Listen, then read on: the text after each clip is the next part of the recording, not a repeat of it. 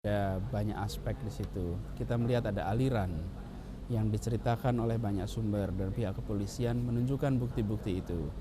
Lalu kita melihat juga ada hal-hal di situ yang perlu pembuktian lebih besar, lebih jauh, lebih lengkap. Nah, saya tidak bisa menyebutkan detailnya, Mas, karena itu bagian dari report yang harus kita sampaikan. Tapi secara umum kita sudah bisa mendapatkan gambaran. Dan dari sini kita akan berikan rekomendasi pada Presiden. Tapi bentuk perlindungan, memilih bentuk perlindungan yang lain, nanti kita tentu saja akan rapatkan kemudian ya. Karena di dalam Undang-Undang Nomor 13 Tahun 2006 itu seorang saksi atau korban itu punya hak untuk memilih.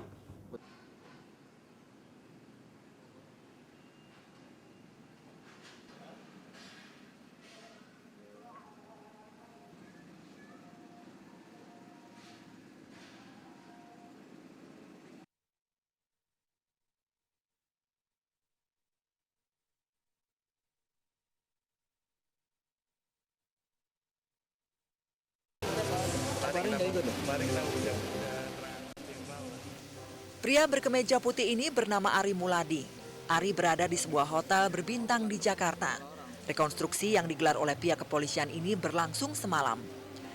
Terlihat Ari menghampiri beberapa penyidik kepolisian yang duduk di meja berbeda. Sejak 4 hari lalu, polisi sudah menangguhkan penahanan Ari Muladi. Dalam berita acara pemeriksaan Agustus lalu, Ari mencabut pernyataan 2 bulan sebelumnya yang menyatakan dirinya telah menyerahkan uang dari Anggodo Wijoyo kepada sejumlah petinggi KPK.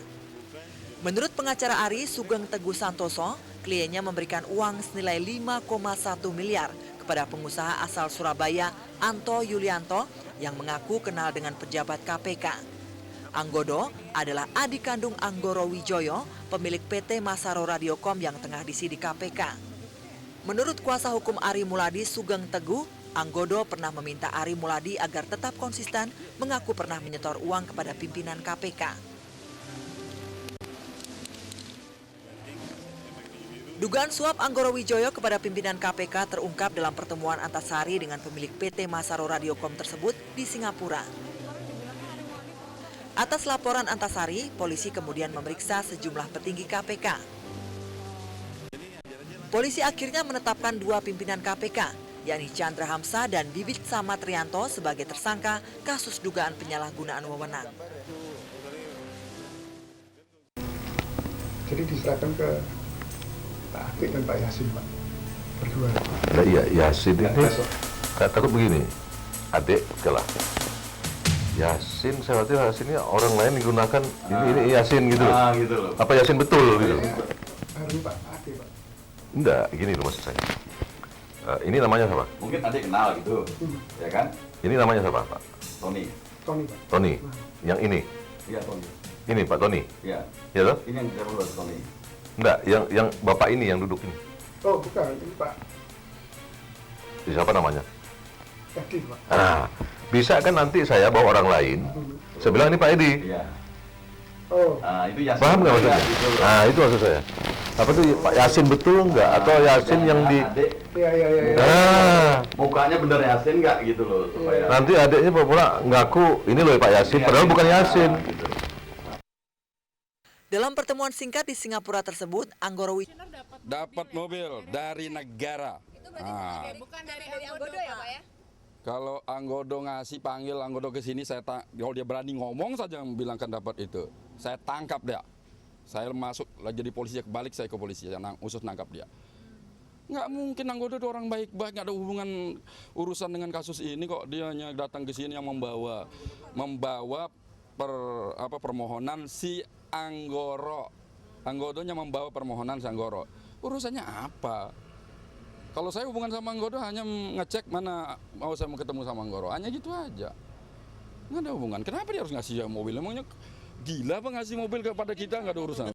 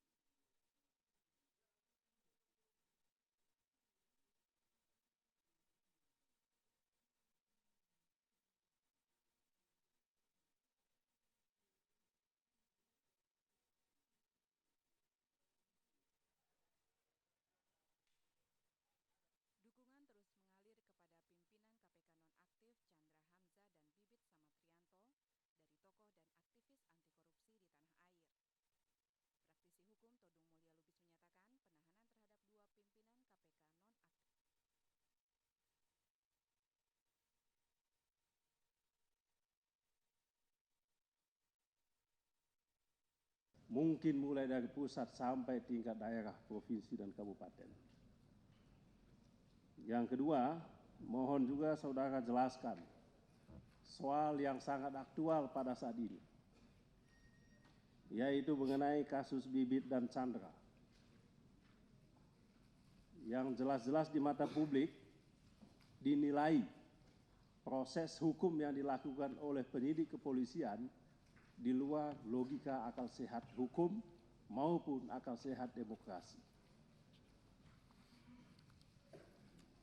Oleh sebab itu, mohon penjelasan dan sikap Saudara Jaksa Agung atas persoalan ini.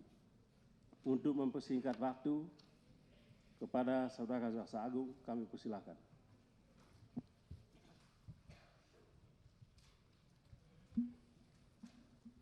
Assalamualaikum warahmatullahi wabarakatuh. Selamat pagi dan salam sejahtera bagi kita semua.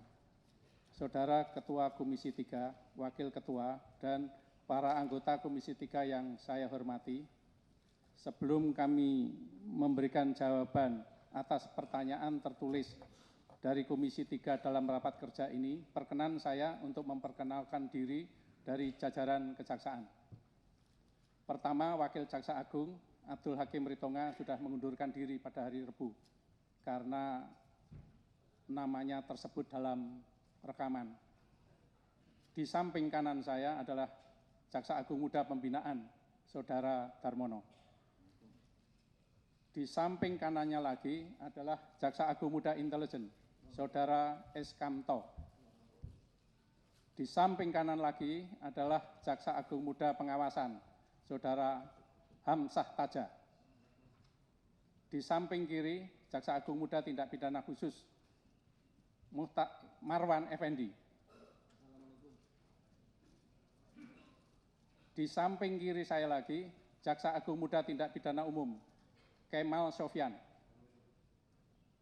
Di samping kiri lagi adalah Jaksa Agung Muda Perdata dan Tata Usaha Negara, Edwin Pemimpin Situmorang.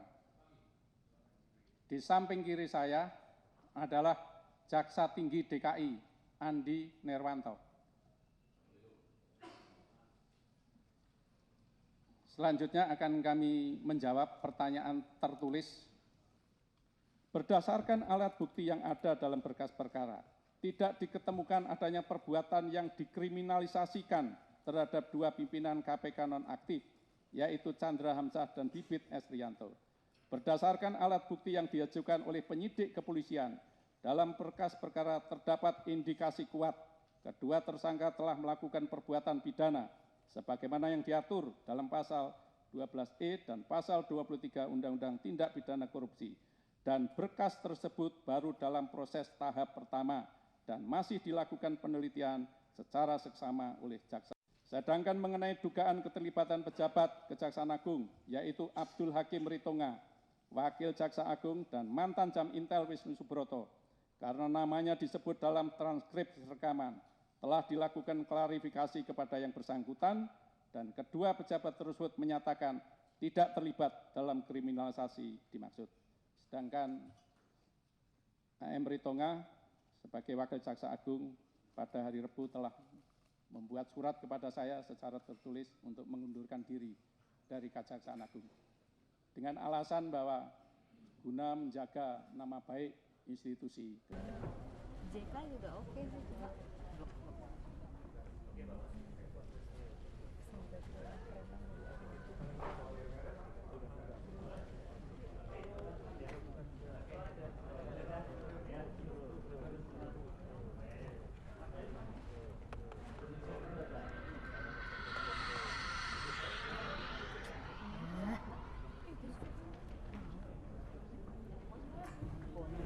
Coba ke sana.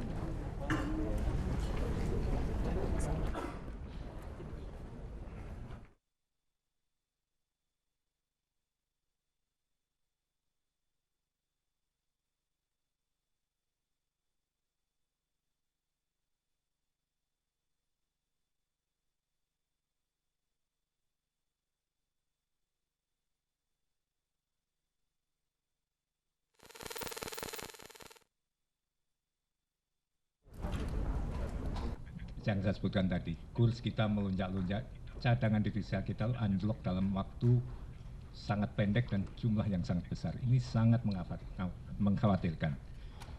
Lalu bank-bank stop meminjamkan satu sama lain, interbank macet. Ini adalah salah satu bukti di mana bank bisa saja ambruk setiap saat. Kemudian rumor di mana-mana Bapak, rumor bahwa bank ini mengalami masalah dan sebagainya. Ini mengingatkan kita pada keadaan persis pada tahun 97 bulan November. Disitulah di mana kita kurs kita melonjak-lonjak, cadangan devisa kita hampir habis. Kemudian bank-bank itu ada rumor yang macam-macam.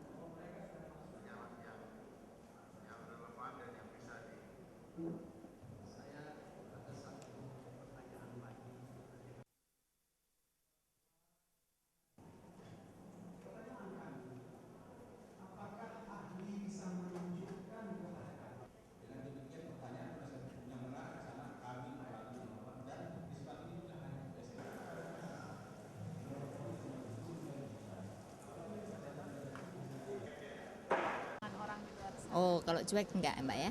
Tapi saya mempercayai Bapak itu 1000%. Karena saya tahu Bapak itu umpamanya dibilang jerohannya dia itu, saya tahu benar siapa Bapak yang sebenarnya. Memang dia orangnya bukan tipe pria romantis, tapi dia mempunyai sesuatu yang tidak dimiliki oleh lelaki lain sehingga saya begitu bergantung kepadanya. Dalam artian bergantung itu kepercayaan saya kepada Bapak itu yang bisa saya tanamkan kepada anak-anak saya. Jumlah tabiat dan perilaku baru yang didasarkan pada fitnah, berita-berita bohong dan fiksi daripada fakta dan kebenaran. Di sejumlah tempat di tanah air juga muncul perilaku kasar dan bernuansa kekerasan yang dilakukan oleh sejumlah elemen masyarakat di dalam mengekspresikan hak dan kebebasannya. Apa yang saya prihatinkan adalah semua tabiat itu telah melampaui batas kepatutan yang dapat diterima oleh dasar-dasar moral, etika, dan budi pekerti. Itulah pernyataan Presiden Yudhoyono menanggapi buku karya Jos Yunus Adicondro yang berjudul Membongkar Gurita Cikeas di balik skandal Senturi.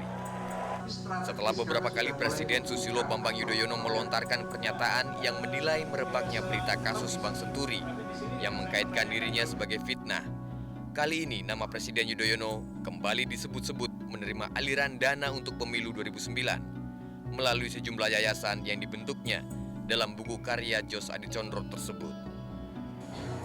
Menanggapi pernyataan Presiden Yudhoyono, Jos Adicondro membantah bahwa dirinya tidak memfitnah Presiden dan buku yang ia tulis berdasarkan data dan fakta.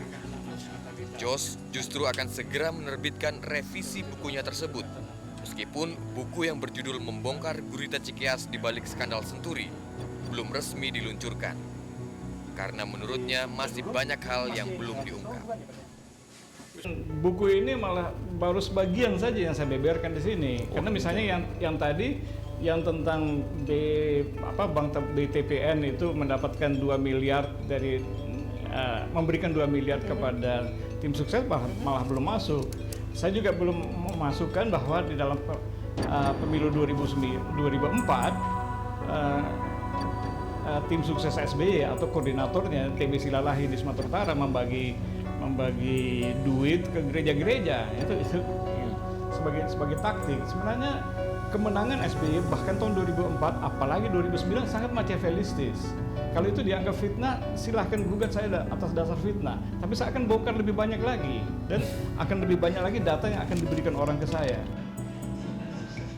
Peredaran buku Membongkar Gurita Cikeas di balik skandal Senturi karya Jos Yunus Adicondro di sejumlah toko buku masih belum terlihat.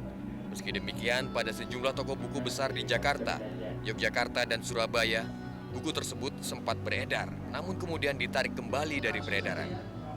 Rencananya dalam minggu ini, buku tersebut akan diluncurkan secara resmi. Tim Liputan Metro TV.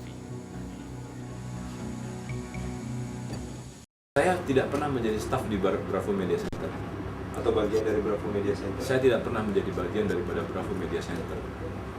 Nah, itulah yang kemudian saya pertanyakan, itu yang saya katakan tadi, bahwa secara keseluruhan saya lihat buku ini datanya sekunder semua. Yang saya sesalkan sebetulnya adalah, sebelum ini pun sebetulnya kalau kami dimintakan klarifikasi oleh saudara George tentang apa yang informasi yang dia miliki ataupun yang dia duga, itu bisa dilakukan klarifikasi langsung kepada kami, dan kami dengan senang hati akan menjawab. Karena bagi kami, saudara George seperti warga negara yang lain adalah stakeholder daripada Antara. Informasi tentang Antara bahwa separuh dari dana PSO-nya dialirkan ke Bravo Media Center, itu yang informasi yang saya dapat dari orang dalam. Dan mengapa saya percaya pada informasi itu? Karena ada rangkap jabatan antara Direktur Komersial Antara dengan Bravo Media Center. Nah, ini melanggar pasal 40, melanggar Undang-Undang Pilpres. Seorang pejabat BUMN bahkan BUMD tidak boleh merangkap jabatan sebagai pengelola kampanye. Nah, kenapa Ruli Iswahyudi diizinkan untuk berfungsi di Bravo Media Center? Nah, ini yang kemudian juga menyebabkan orang-orang Antara sendiri memberikan informasi kepada saya bahwa itu bagian dari policy memanfaatkan dana PSO itu. Jadi itu sebabnya memang pejabat publik nggak boleh merangkap.